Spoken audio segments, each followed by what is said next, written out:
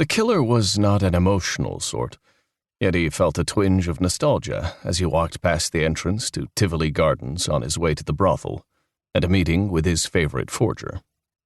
He had been to the amusement park as a boy visiting from Germany, though he could not remember which foster parent, court-appointed guardian, or child molester had brought him. He was only 9 or 10 at that time, and his recollections from that visit, as well as those from most of his childhood, were willfully buried and walled off. The memories stirred on this day were of a much different visit to Copenhagen's landmark tourist attraction.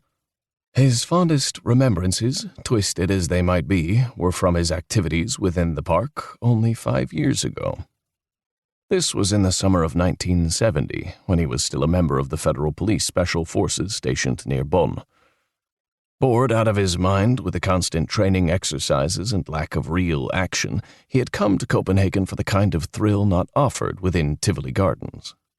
Sexmesse was a week-long sex fair, a trade show for Denmark's flourishing pornography industry, with more than 50,000 smut vendors, perverts, and voyeurs from all over the world. I normally prefer gun show porn, but this is a very close second, he thought upon entering the high school gymnasium hosting the event.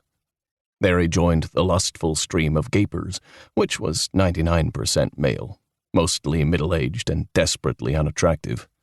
So many wankers. There is no way in hell I would visit the restrooms here.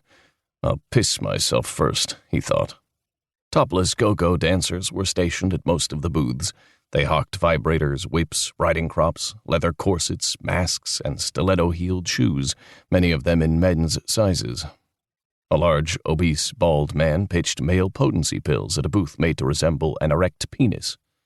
Why would a man hoping for a stiffer cock buy something from an ugly man who so closely resembles a pecker himself? The killer lingered only at a booth featuring several tables of S&M books, magazines, photographs, and posters. He was drawn to the most violent images, which matched those that played out in his thoughts, dreams, and memories, beginning in childhood. His mind had wandered back to the locked closet, where his mother kept him during her meetings with clients, but those memories were interrupted when a husky voice called out, "Hey, you, the handsome one, come talk to me. Maybe we can do business." It was one of the go-go girls, but this one had beard stubble and a hairy chest.